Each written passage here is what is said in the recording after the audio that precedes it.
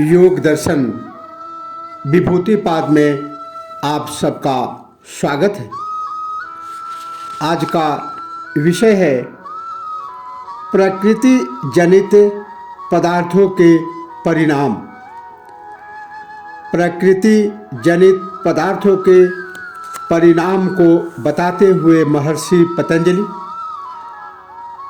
योग दर्शन विभूतिपाद सूत्र 13 में कहते हैं, एतेना भूतेन्द्रियेषु धर्म लक्षणावस्था परिणामा व्याख्यातः।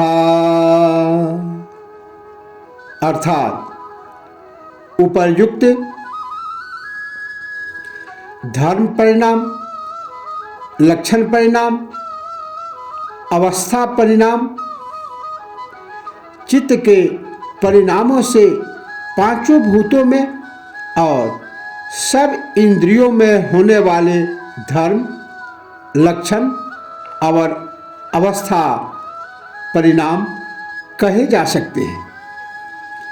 महर्षि कहते हैं, अध्यात्म विज्ञान के अनुसार यह समस्त प्रकृति सत्व, रज, तम इन तीनों से युक्त है।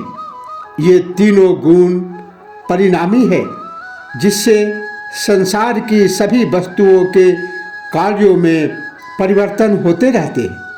हमें इस सृष्टि में जो कुछ दिखाई देता है वह इस प्रकृति का परिवर्तित रूप ही है। इसका मूल तत्व प्रकृति का वह अव्यक्त स्वरूप है जो हमें दिखाई नहीं देता।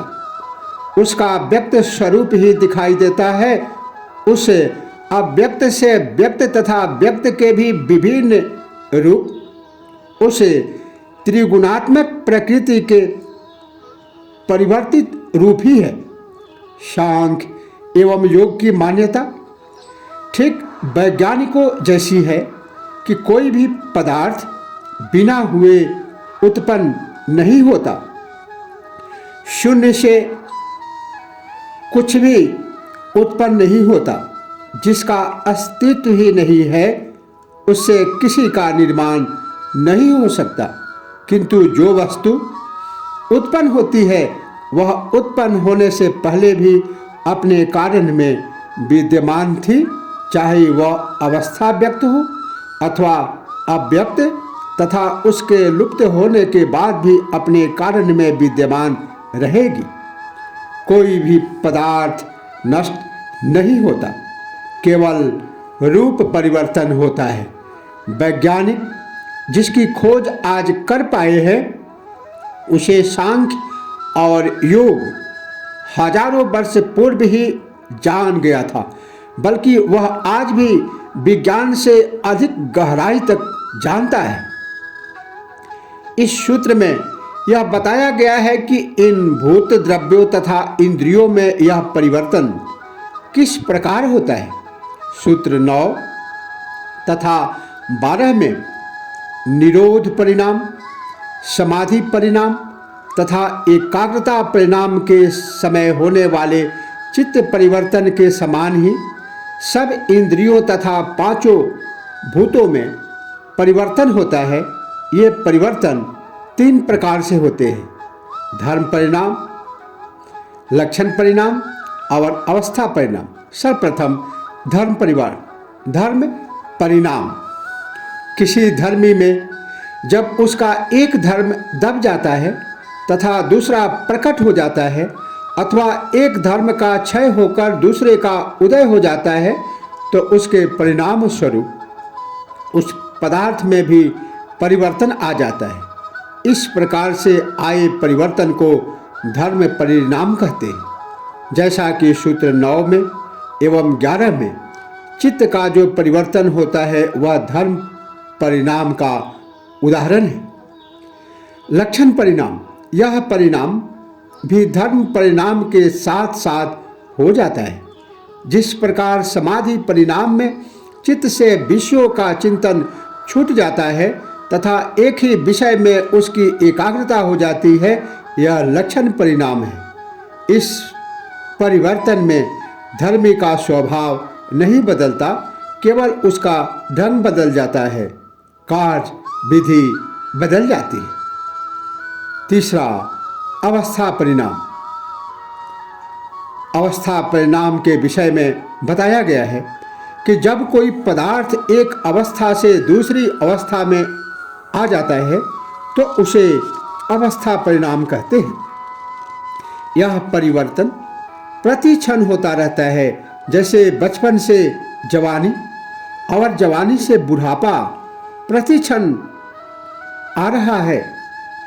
यह अवस्था परिणाम है, किंतु इसका ज्ञान लंबे समय बाद होता है। जिस प्रकार दूध से दही बनने में दूध का धर्म और लक्षण दोनों बदल जाते हैं, हाइड्रोजन और ऑक्सीजन के संयोग से दोनों के धर्म व लक्षण बदलकर नया ही रूप पानी बन जाता है, उसी प्रकार समय के अनुसार भी वस्तु में परिवर्तन आ जाता है।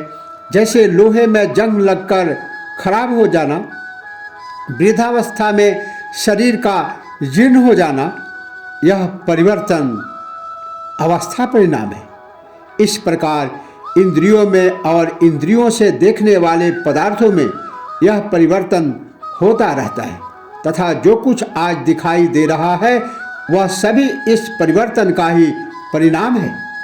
यह परिवर्तन उपयुक्त तीनों कारणों से होता है। दूध से दही बनने में दूध का धर्म व लक्षण दोनों बदल जाते हैं।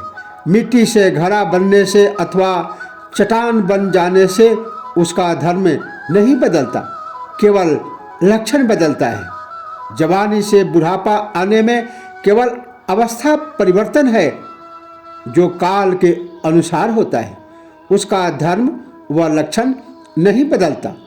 किसी वस्तु के धर्म में जब परिवर्तन हो जाता है तो वह पुनः अपने मूल स्वरूप में नहीं आ सकती। जैसे दूध से दही बनने पर वह पुनः दूध नहीं बन सकता। आज इतना ही। इसी के साथ ओम नमः शिवाय। जय श्री कृष्ण।